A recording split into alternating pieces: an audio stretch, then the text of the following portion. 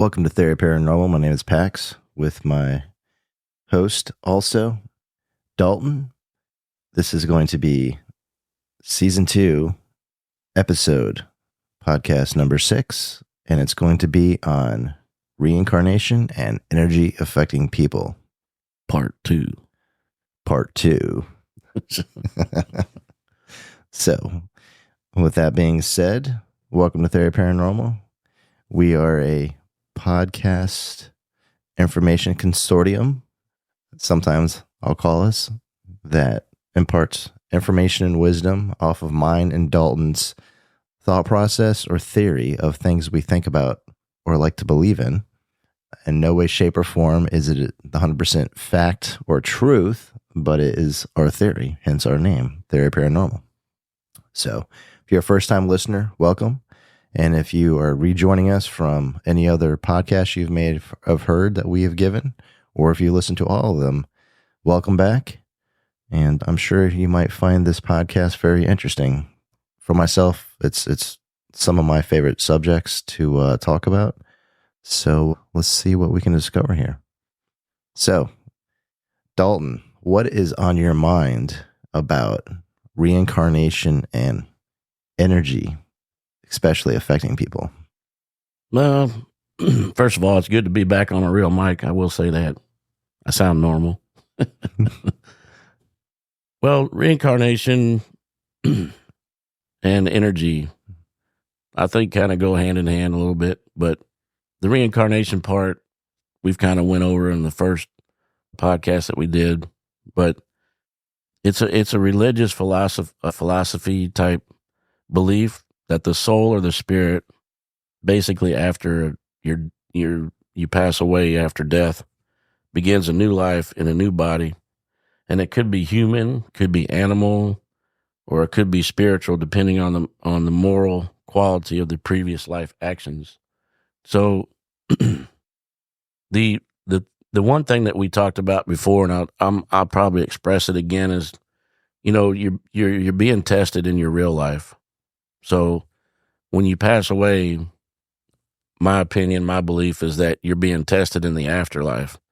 And I believe that testing comes to the point of being reincarnated. So that way, whatever you couldn't accomplish in your lifetime, so every time you come back in a life, you get left off where you started. And you might not have succeeded what your task was, because everybody says, you know, what are we here for? Why am I on this earth? What's my purpose? And you don't really know that. So I think that you're being tested. You pass away. You get judged in some kind of way. You're being tested in the afterlife for whatever reason.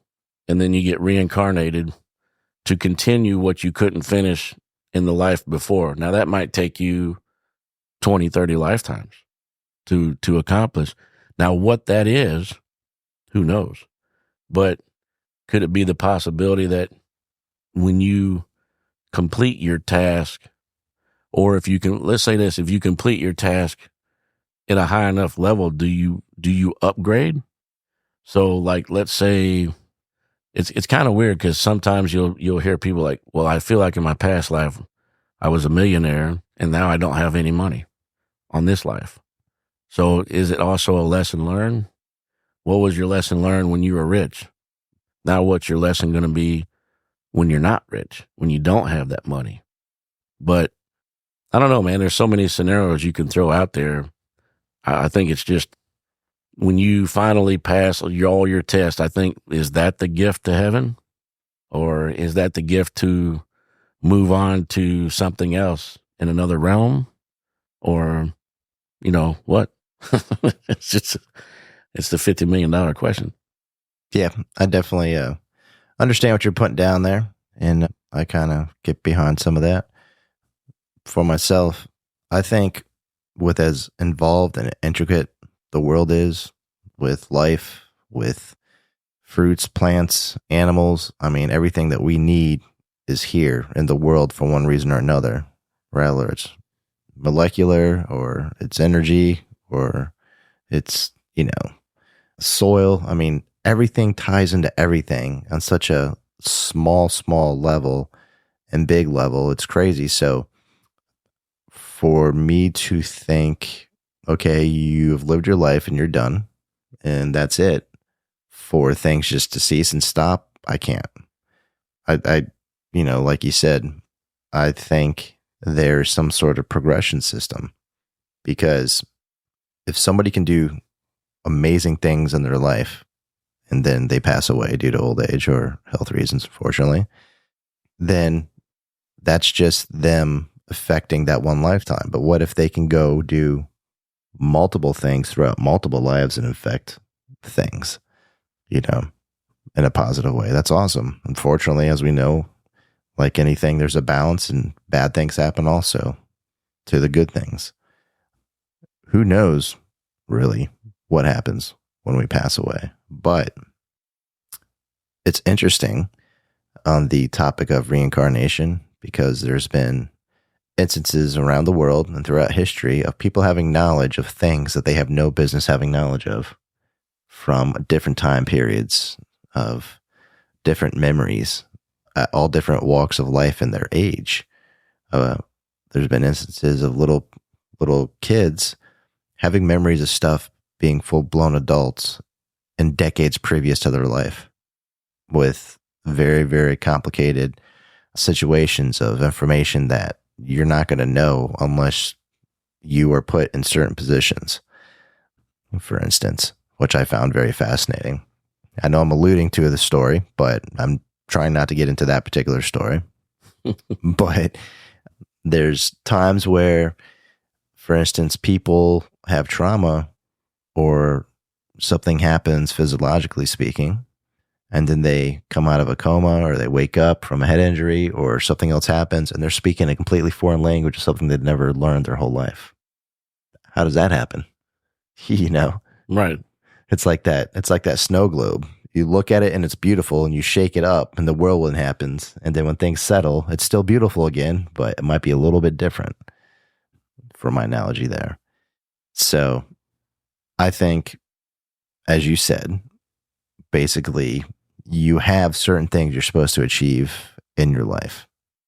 And once you're done, then somewhere else, somehow, maybe there's a review. As if we don't take enough tests in our life, and everybody loves tests. Not.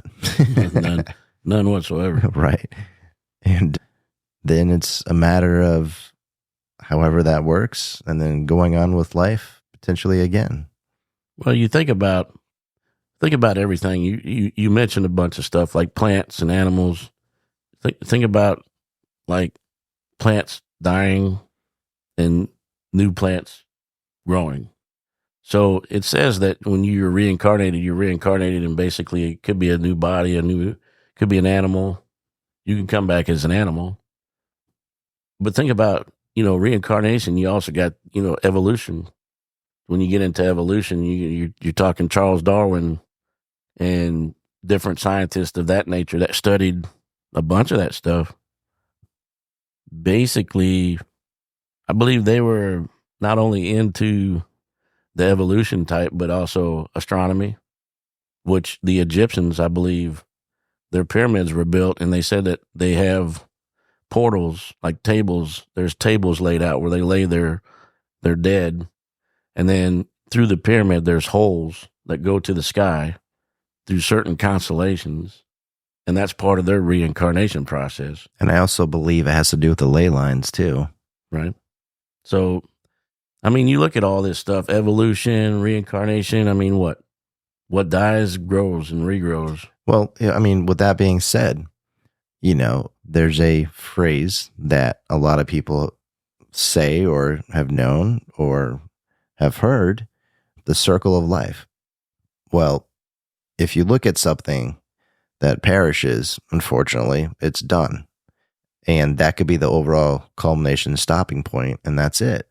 But a lot of times with the evolution of things, even on the flip side of something being perished, it still serves a purpose.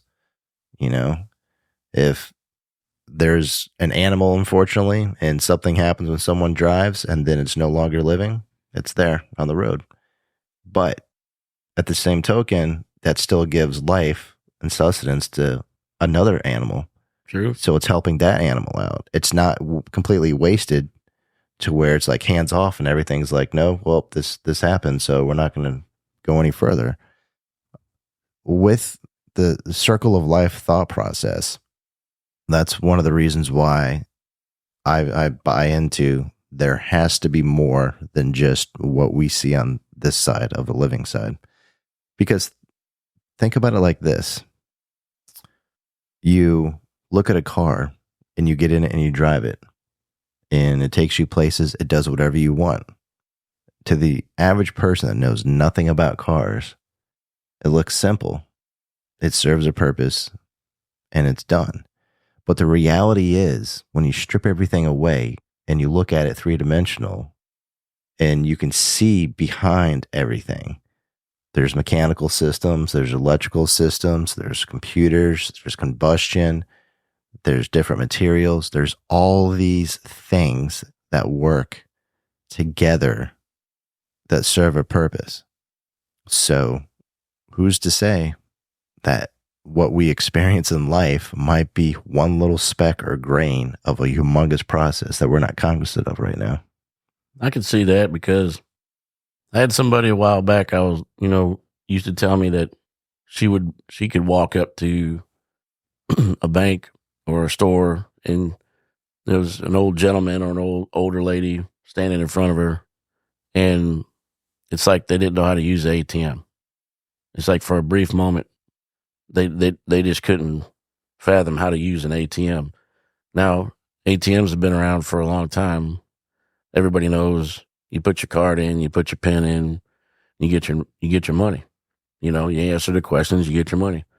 But she said it was like they had a flashback from their past life where ATMs didn't exist, because they'd turn around and they're just like, hey, how do I use this thing? I don't remember. And so I don't know if that's she used to laugh about it, and I don't know if it's kind of a play on that, but I can see that, man, because they do what they call life regression, past life regression, past life therapy, where they, most of the time, like, they can hypnotize people and then see what give them certain questions and see what their answers are of history or the past. And those kind of things, it's basically an undertaking. It's either in the pursuit of spiritual experience or in a psychotherapeutic kind of experience, if you say. But a lot of them, they got like repressed memories. That's what they're digging for. So I guess if you're reincarnated, they say that you're not supposed to remember your past life. You're just supposed to know whatever new or whatever you learn in your new life. But let's say you get reincarnated and some of the repressed memories you had in your past life come back to you. For instance, you gave a good example of one, but what about the one that I always talk about? It's that 5-year-old kid. He kind of floored me. I think he was 5 years old or 7 or something. See, now you're letting the cat out of the bag. I was just alluding to it, but yeah. Well, that's what I'm saying. Might as well say it, because the thing is, here's a kid that's young, but he can recite all the World War II weapons. He made national news with that. Yeah, he actually knew the instrumentation of a certain Air Force or Navy fighter plane and knew how everything worked and knew he could draw out a map of it inside, I believe, and talk about every single instrument gauge and knew specifics that a normal person would not know without having very, technical training for that. Yeah, so he was basically, probably a fighter pilot in his past life. But even to go into depth on, German weapons and tanks of that, that era. I mean, how would you know that if you weren't there? And especially the age of the kid is like, okay, like you literally sat down with your grandpa one day and remembered everything he told you. I mean, you can throw a lot of scenarios out there on how this child was able to recall or remember that. But, the thing was, I don't think his grandfather, I don't think he had any kind of influence. That's what shocked the world was there was nobody there to teach him that. So even if you got kids playing guitar, think about that. And they call them prodigies. You got these 7, 8-year-old kids beating drums like better than some of these national artists out here, or ripping Van Halen riffs from Eddie Van Halen at 6 years old on a, nice Fender. Where'd they get that from? They've obviously, to me, you can call them a prodigy, but to be able to be that precise and that 100%, knowing what you're doing on that guitar at, say, 6 years old. Man, when I was 6 years old, I was playing with Hot Wheels in the dirt. I mean, come on, man. It's like, I wasn't whipping a guitar at 6. I wasn't beating on drums like Jason Bonham or something at 6 years old. I was playing with Hot Wheels. I don't even think, if you look back when we grew up, I don't ever recall even hearing about anybody doing something like that. Have you? No. So it's kind of like what, I guess because, we got so much media and social media now, maybe things get out a little bit more than they did when we were growing up. But yeah, man, reincarnation, man, I don't know. It's a touchy subject for some, because I know some people and their beliefs don't believe in it. They believe that you're going to pass away and you're going to either be going to one place or another. It's understandable. But if you look at a lot of these instances and a lot of these repressed memories coming out of people that even, there's even people that are in their teenage years and even in their early 20s, or there's some people out there just talking stuff that's way before their time. And yeah, you could say they went to the library, they researched it, they did whatever. You can probably debunk some of that. But when you get a 5 or 6-year-old kid come up and do exactly what we just talked about, I don't think you can debunk something like that. Well, you can't, because you're going off of somebody's word.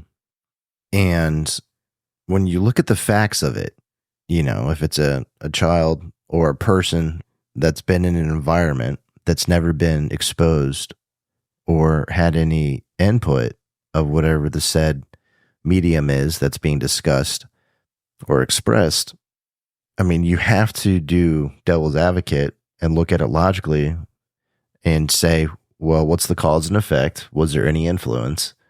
Was there anything that could tip the scales to give this person that partial knowledge, and then for them to regurgitate it? And if the answer is no, then 9 times out of 10, people are going to be left with, wow, that's pretty interesting and crazy, and have to wonder why, but it stands for itself. Mm-hmm. Right. So those are usually the cases that happen. And I'm sure there's a lot more out there, but people don't talk about because it scares them. They're confused. They don't understand, or they don't want to bring it up because nobody wants to say, oh yeah, this is our family member that, hung out back in the day with Julius Caesar. Right. Right. You wind up in a padded room. So it's definitely interesting. Well, let's take it back to the ancient Egyptians. I mentioned the Egyptians because, a lot of stuff comes from the Egyptians. And the ancient Egyptians, they believed that death was a transition to the afterlife, where your spiritual body would continue to exist in a similar world to the one they lived in while they were alive. Okay, so let's say you pass away, like I said, and then you're tested in the afterlife. So your energy really didn't go anywhere. It's still here. That's why we have the paranormal, the ghosts, the spirits, or whatever, right? So they say that the entry into the afterlife was not guaranteed to gain access. The dead had to navigate a dangerous journey through the underworld and face a final judgment. I believe that's kind of what we just talked about, right? So let's not dive like the Egyptians had that belief. Now I have my belief that you're being tested. And then when you pass away, you're being tested again. And then you're going to come back and be reincarnated to be tested again or to finish whatever it is that you had to accomplish. Does that sound kind of the same thing? Or No, it does. so the cycle of life, the death, the rebirth, and the mummification. So they believed that after people died in the world, they continued living as long as everything was maintained. A person can live on basically after death, provided certain steps were taken. So now you're talking rituals. So they have to wrap them, mummify them, kind of like, let's say, the Vikings. They basically burn their bodies, put the coin over the eyes for the gate man or whatever, take them to. So they would put them on something and they would burn them. That was their ritual. That's how they passed. Indians, Native Americans had their way of burying people so that their body could cross over, basically. So what do? We just throw ourselves in 6 foot of dirt and have a thing, and then we go and get tested again. Yeah. There's no ritual when I'm going to die. You know what I mean? Right. And the thing is we don't really like to get into theology that much just because it's everybody's personal thing that they have. And we're not here to express our opinions of what we believe on it personally. Sometimes we do touch base on different religious aspects of things that are known facts that are out there. But the reason why I say that is because with everything that me and Dalton have experienced so far in our lives, it's hard to, shall I say, put a pin on it for one ideal thought process and say this is how it is. Right. Because there were times where I thought one thing or thought another, and then I had experiences, and then I was like, okay, I need to regroup. I need to, maybe relook at where I think I may stand with something. Well, like the saying is, you learn something new every day. And, I've had people question me, they listen to our podcast and they listen to the reincarnation and the possession and all that. And they're like, come on, man, And I said, look, man, these are our experiences. This is our opinions. Hence why we call ourselves Theory Paranormal. These are our theories. Just like when you listen to other people's podcasts, that's their theories. I said, but if you take the saying, we learn something new every day, why can't you just be like, okay, I might have learned something new, and then go do your research, go do whatever you want. It don't matter. Or just take what I say and walk away thinking how you want. I mean, I can't explain it very well, but I'm just saying like it's a true factor. What we do in the paranormal world, we learn something new about every other investigation. We're going to find something that takes you back and goes, okay, I have to rethink what I thought. Because nothing is ever absolute with our experiences. We can't rely on an investigation we did 4 times ago to have the new investigation we did make sense. There might be some parallels, or there might be some things that are contrasts, but it's never de facto. There's a rule book, and this is how it's going to be, and everything's going to fall within this criteria. There's never a rule book. I don't think there's a rule book on life, or I mean, some may call it the Bible, may be the rule book, but I don't think so. That's just my opinion. I don't think there is a rule book. I think there's some things in life that are kind of funny to me that they're backwards. Why that is, I don't know. Maybe it makes the test harder, but I don't know, man. I've met a couple of people that feel like they are a certain person of a certain time, and they, soul-heartedly believe that they're that person, like they were that person back in the day. I can't sit there and go, yeah, no, I don't think so. You just kind of got to go along with it and be like, okay, well, then why is that? And then they start talking, and you're like, unless you've done a buku amount of research because they get into some details that aren't in books, like you can hardly find in a book. They get into some details, like you got to dig deep in that research to find what they're talking about. And then you're like, well, if it took me this long to find it, then how in the heck did they know it? You know what I'm saying? Yeah. So and I told the story about the one investigator I investigated with, well-known guy who had the guy that stared at the floor. Yep. And then the waitress looked like his wife when he showed him a picture, and he's like, leaves it up to you. Like, was she reincarnated? Because about that girl's age was about the time that his wife died. And if you're curious about what Dalton is referring to, refer back to the first Reincarnation podcast that we did, and it'll get into a deep, deep explanation of that. Yep. See what I did there? But yeah, man, it's definitely reincarnation. Anything biblical like that is very touchy. I mean, I will say that when you talk to certain people, some people just don't want to hear it. And there's nothing wrong with that. Everybody's entitled to what they believe in and their own thought process, and we respect everybody and everything. It's, for me, I don't just take my experiences in the paranormal world and say, okay, this is potentially how it is. I take everything I can learn from anything, and then I look at it as a big Rolodex, as the thoughts and processes and ideas that I can see if there's any correlations in anything, to see if anything stands out that helps me, gives me better information or knowledge. Reincarnation is a very interesting subject, because how cool would it be? Think about the loved one that you're with now, whether it's a family member or a spouse or a girlfriend or even just a friend that you potentially could have been just like you are now, best friends with them or married to them or had them as a parent or in another life, and here you are again.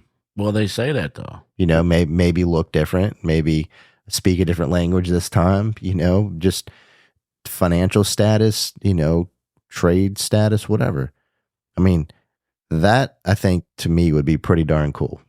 But they say that though. They say there's top paranormal investigators that I've listened to that say that you've been with that same person for a very long time. It's like every time you get, now the thing is like, you know what they always say, like sometimes you meet your soulmate the second time. So let's say, you get married or whatever, your first marriage didn't work out, but all of a sudden you meet a new person, whether it be a guy or a female or whatever. And it's like, you know that you finally met your soulmate. And these top paranormal dudes say what it is you haven't passed your test yet to be reincarnated, but let's say the female has. So she's been reincarnated as somebody.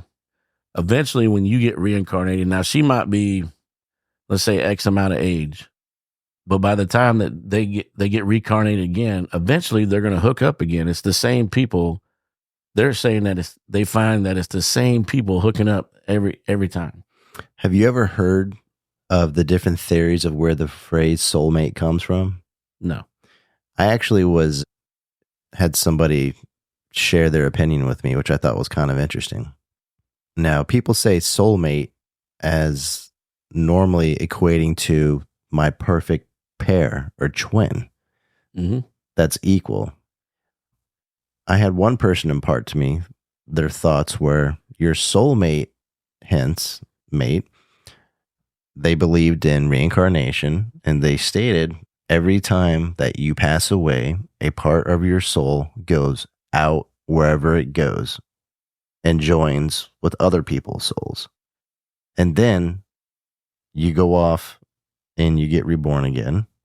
And then you potentially can kind of regroup and re-get back by meeting somebody that maybe has a little bit of you in them, hence a soul mate. I know that's different. I just thought that was kind of interesting to hear that perspective because I'd never heard that before. I've never heard that before. The one that gets me is the soulmate is like a familiarity. Like when you walk up to somebody and they just seem automatically familiar to you. Their characteristics, everything about them is just like comfortable. Like you know, like this is my woman right here because everything about her is me. Now that's kind of what you're saying, but it deals with more like the familiarity. So if it's so if you take it back to like this, like you both passed away, you come back, you're not even supposed to remember your past, but you come back, you're reincarnated, both of you at the same time, and then eventually you get a little older, you wind up together, and you wind up together because you're going to cross paths. The universe is going to have you cross paths again, and then you click because, oh, why does she seem familiar? Why does the familiarity, why does all of that seem so like I know this, like I know her, but I don't know her? But then nobody stops and thinks, well, maybe I knew her in my past life, and it's the only repressed memory I'm allowed to have. Because, like I said, these top paranormal guys said they found a high percentage of people that were supposedly reincarnated. I'm throwing finger quotes. Supposedly reincarnated, wound up with the same person they've always wound up with in the past, like their past lives. It's the same people. Now, I don't know like the science, the true science behind it, but basically when you meet somebody and you have that immediate connection. Now, when I was with my so-called, person, we kind of had that. It wasn't as strong as most people, but we kind of had that immediate connection. We couldn't look at each other without giggling or smiling for no reason. You know what I'm saying? So I don't know, man. There's so many things out there. There's so many darts you can throw at that board, but what's going to be the real answer? Nobody knows. It's still a question, I think. Yep. The forever search and game of life as it is. So with all of that said for everybody to think about, now we're going to get into the second subject of this podcast, and it's going to be energy affecting people and even animals. What comes to mind when I tell you, Dalton, energy affecting people or animals? What stands out to you? Any scenarios? Or what does that even mean to you? How would you even describe that? Affecting people, man, that could go a lot of ways. If you're talking energy as far as the Earth's energy, if you're talking energy from EMFs, fields, walking under power lines or going into a power grid, you can get medical with that. So, or you can talk spiritual and paranormal energies, which would be auras. We talked a little bit about that in the first podcast when I also mentioned energy vampires, how they can affect you. So there's multiple ways that energy can affect people. My best description would be one of our 3 haunts that we deal with, which is imprinting. People leaving a negative energy behind in a spot where somebody walks into it and their sensitivity picks up on it. And it can basically make them an angry person if it's dark. If it's like a dark energy, which would be, let's just say a negative energy, which not all negative energy is negative. A lot of negative energy actually is positive. It's just a word that you're looking at negative that people think it's negative. So I guess, man, to me, it can, you can be affected by all kinds of different energy in all kinds of different ways. There's just too many to list, I would say. Okay. Now, do you think it's, as you're saying, imprinting and all of that, do you think it's environmental, or do you think it could be associated to objects also? Like if I was to go pick something up, do you think it could influence me? Sure. The energy can be stuck in an object, and if you pick it up, touch it, rub against it, it can affect you in ways. I believe that. Okay. Now, what is your thoughts on energy affecting people's health, or even, I dare say, plants? Plants you smoke or what? No. But because we got herbal medicine, so, it affects people in certain ways. Right.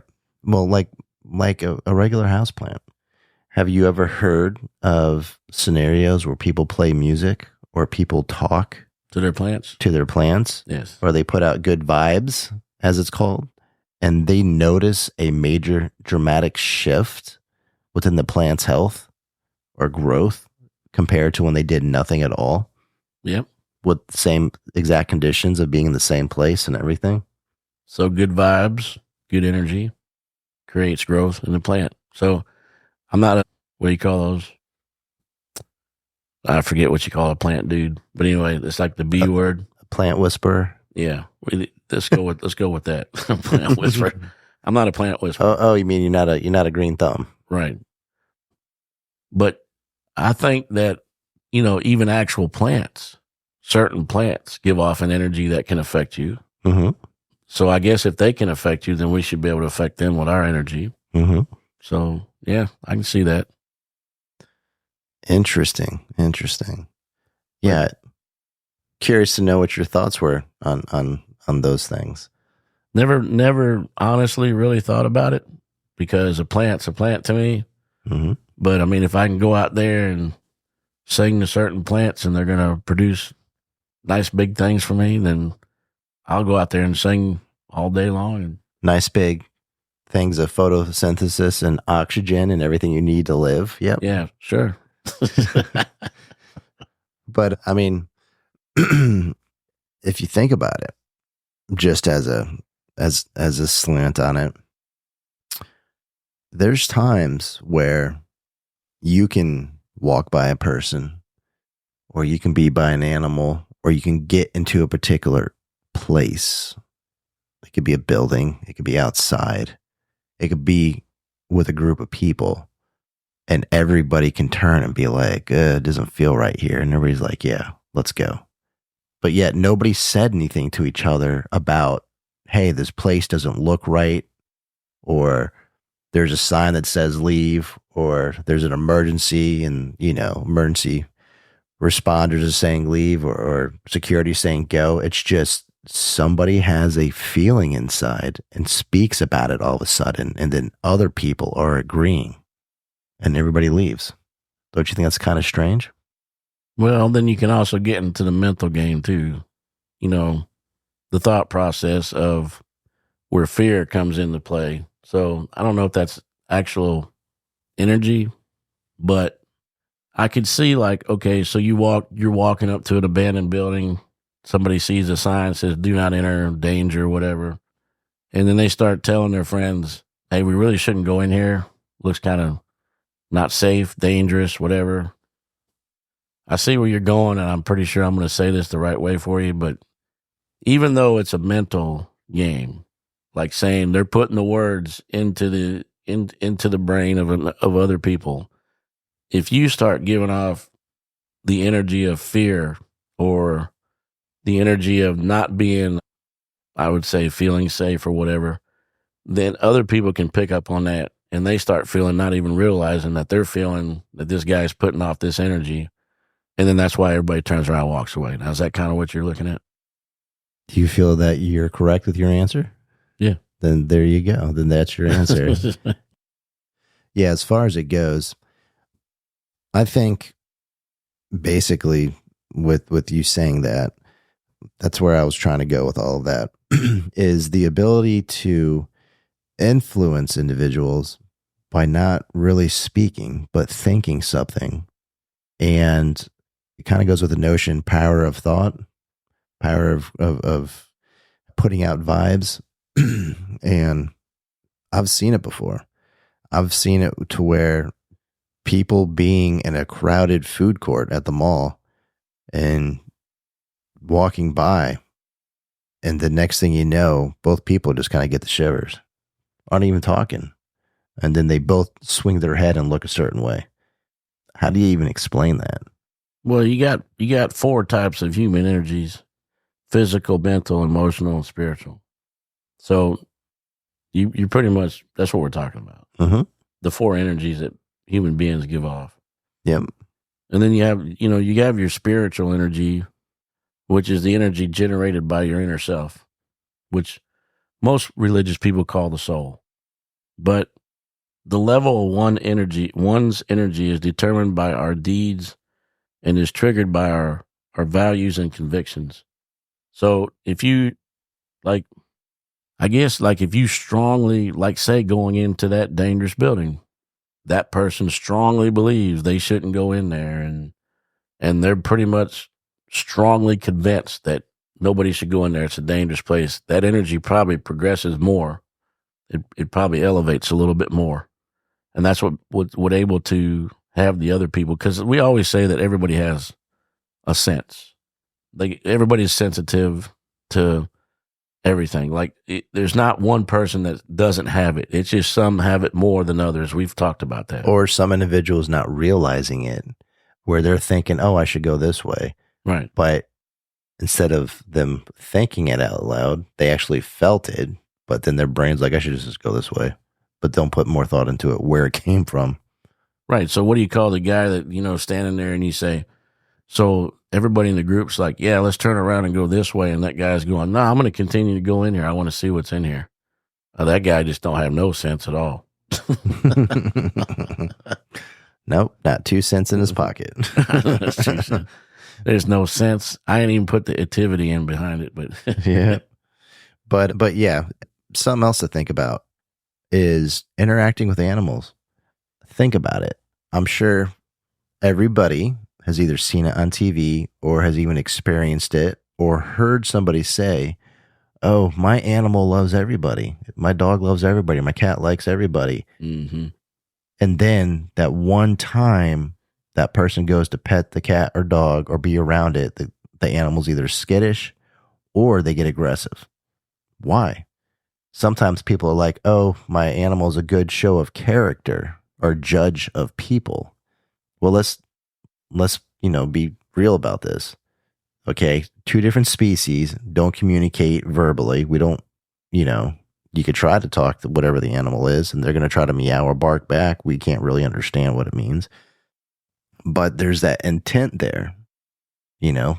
Somebody new comes into the household, and the animal looks at the person. So what do? You honestly walk up to the animal and you want to go to pet it.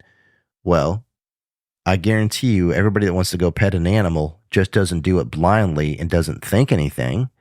They think to themselves, oh, what a nice animal. Or, so not only are you thinking about it, inside you're willing yourself to do this action.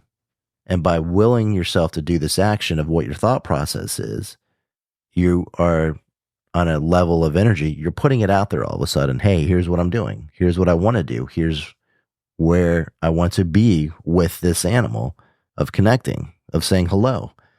Well, it's going to go one of 2 ways. The animal's going to look at you and be like, okay.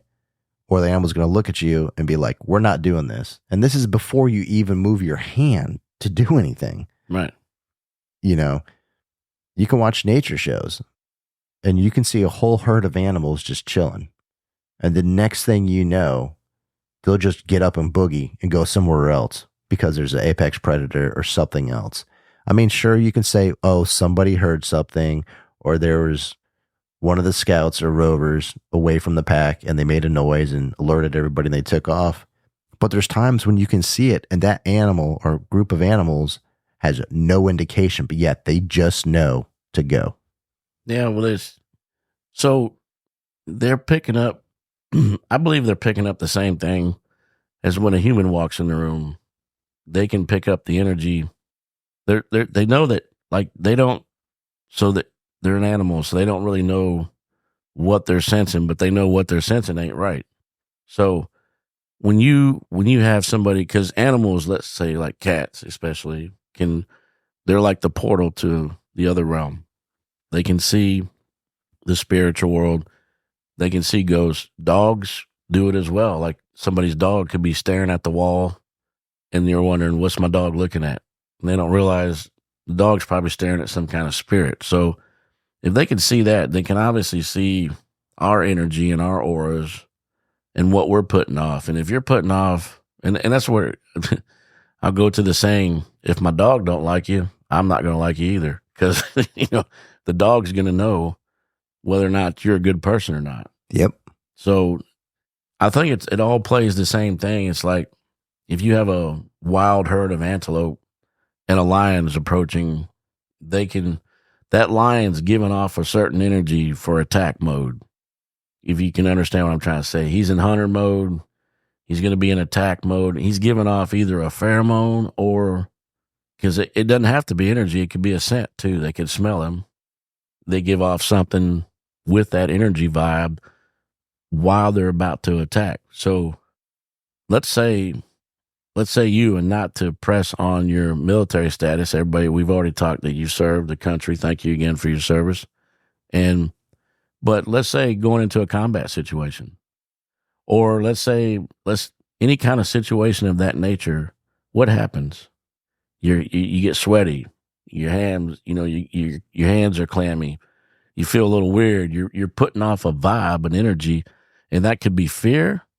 It could be an energy of, man, I'm going to come in here and kick butt, or it could be something else. But you're giving off some kind of pheromone, or an energy that energy could actually trickle down to somebody else next to you. Then all of a sudden they're getting nervous, and it's not, and everybody's going to say, well, it's that guy looking at that guy being nervous, and that's why he's getting nervous.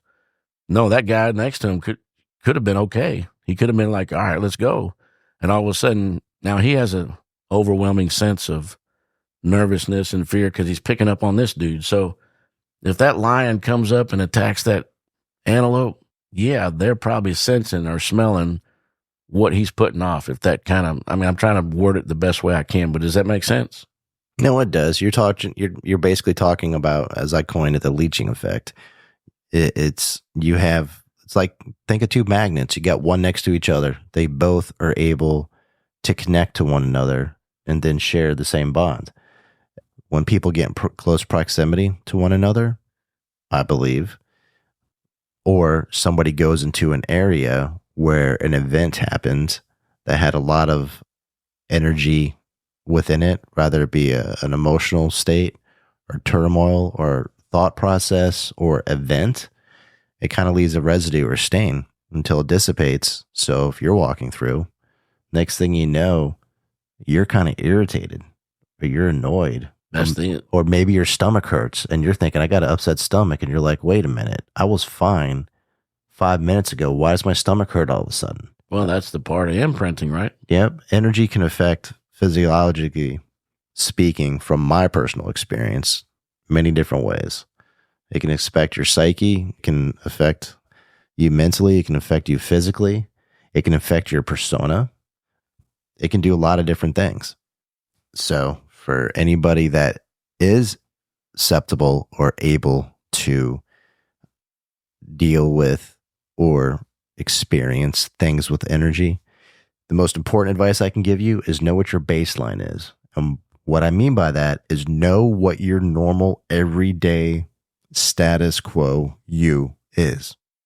So that way, if something feels foreign to you all of a sudden inside or in your mind, then you know, hey, it isn't me.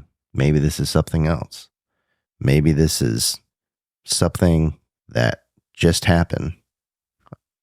That's just my 2 cents on advice that I can give, knowing what to look out for. Well, there's a few different kind of types of energies. You have a spiritual energy, we kind of talked about. You have an emotional energy, which I believe we kind of talked about, right? So emotional energy is linked to feelings, which can be seen as energy that is put into the world. And then some studies have shown that emotions, they have pretty much a measurable energy that you put out, which is kind of what we were just talking about. You have a life force energy, also known as vital energy. This deals with your chi, which your chi can deal with other things, your aura, the different rings. What's the rings we talked about? Chakras. You talking about the chakras? Yes, chakras. See, I thought about it. Then you have your soul energy, also known as the spirit energy. This is considered the most suitable, well-baseable subtype of energy, and again, is closely linked to your emotions. There's another one that deals with emotions. And then you have mental energy, which is the power of the mind. It deals with energy levels. Basically, I believe her name was Sarah Doring. You ever heard her? Not offhand. Yeah, she describes the 5 spiritual powers that can be considered what we just talked about, and also being mindfulness, concentration, and basically your wisdom. Now, you think wisdom, part of your wisdom comes from your energy? Oh, I know for a fact. Simply because of fact, I've had experiences where I had situations where I needed solutions. And for the life of me, I concentrated and I tried and tried and tried. And I just wasn't coming up with anything. And I was frustrated, tired, stressed, you name it, everything. And then I just relaxed my brain. And then out of nowhere, it pops in my head a complete solution when I'm not even thinking anything. Now, for some people, they might say, oh, yeah, it just came to me. But me being me, I'm going, that wasn't me. Thank you for the information. This solution might be what I've been looking for. Right. And sometimes it happens like that. You know, there's a major difference between remembering something that you already knew, that you forgot that you were trying to remember and it just popped back in your mind, versus having something pop in your mind that you've never thought before your whole life that just comes to you. Yeah, it's kind of weird how that stuff works. But I don't know, there's so much energy. Like we touched sort of on the dark energy in the world and you have to go back to the first podcast again to listen to that part. This is more of a spiritual type, because you have divine energies too, which are basically the same thing that I've talked about. Wisdom, being, power, life, love, beauty, virtue, immortality. Imagine that word being in there. Immortality, reincarnation, eternity, infinity, simplicity is one. So there's a lot of ease altogether. There's a lot of ease and wise. So basically, these are things that are kind of around the divine essence, is what they call it. So I don't know, man. It's energy affects everything and anything. Being that what I say that dark energy covers 70-something% of the world. So, and it's not always dark. Like I said, it's just a word. But it's amazing how energy actually works. And if you know how to harness or power, control that, you can actually make people feel better. Like if they're down or sad, you can just walk over. And it's kind of what people do and don't even realize it. So you got somebody not feeling well and they come over and they hold their hand or they give them a hug. Hey, man, let me give you a hug. And they don't know that they're transferring some happy energy into those people. And then after you give them a hug, they wonder. They may not even realize, but they're in a better mood and their dispositions change and they walked off. That's what I'm saying. That's what. So think about people that don't know what we're talking about, basically. And then they realize when you say, hey, when you go give somebody a hug to make them feel better, that's what you're doing. To me, is transferring some good energy to them. It spruces them up, makes them feel a lot better because you made physical contact and you're swapping energy. Yep.